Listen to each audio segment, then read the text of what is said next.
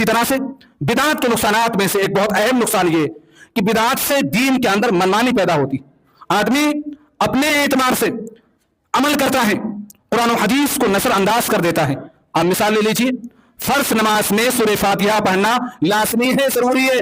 रसूल अकरम सल्लल्लाहु अलैहि वसल्लम की बेशुमार हदीसें मौजूद हैं। नबी ने फरमाया, ला सलाता लिमन लम यक़रा बिफातिहतिल किताब, जो शख्स नमाज के अंदर सूरह फातिहा ना पढ़े, नबी ने फरमाया उसकी नमाज नहीं होती है। मेरे भाइयों और दोस्तों, ये एक हदीस मैंने बयान की, बेशुमार हदीसें सूरह फातिहा के ताल्लुक से मौजूद हैं कि अगर कोई शख्स नमाज में सूरह फातिहा ना पढ़े उसकी नमाज नहीं होती है। आज बहुत सारे मुसलमानों का एक तबका, एक जमात आपको मिल जाएगी। आप लाख दलीलें दो, लाख समझाओ, लाख नबी की हदीसें सुनाओ, लोगों को कोई फर्क नहीं पड़ता है। जहां सूरह फातिहा पढ़ना जरूरी है, नमाज में सूरह फातिहा पढ़ना जरूरी है, वहां लोग सूरह फातिहा पढ़ने के लिए तैयार नहीं है। लेकिन खाना बनाने के बाद कोई बड़ा डेग हो, कोई मिठाई हो, वहां सूरह फातिहा पढ़ना जरूरी है। खाने में सूरह फातिहा जरूर। आप लाख मना करो, लाख लोगों से दलीलें तलब करो, भाई आप सूरह फातिहा या फातिहा खानी खानों में क्यों कराते हैं? आप लोगों से सवाल करो, दलीलें मांगो, नबी की हदीस तलब करो, कुरान की आयत मांगो।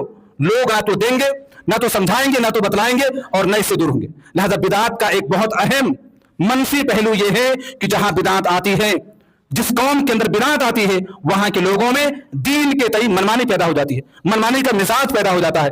इसी तरह से बिदात का तीसरा मनफी पहलू यह है कि बिदात ये शिर्क का दरवाजा खोलती है।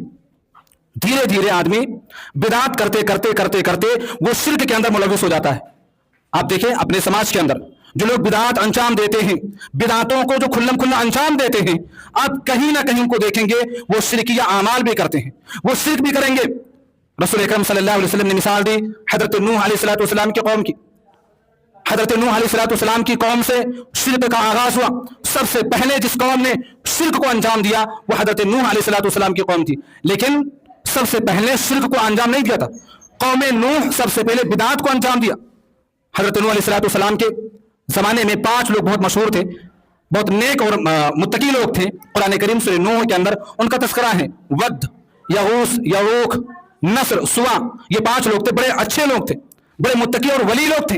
इनका जब इंतकाल हुआ तो शैतान ने लोगों से कहा कि आपके दरमियान इतने बड़े बड़े लोग मौजूद थे, इतने बड़े औलिया मौजूद थे, ऐसे लोग थे ये कि जिनके चेहरों को देख करके रब की याद आ जाती थी।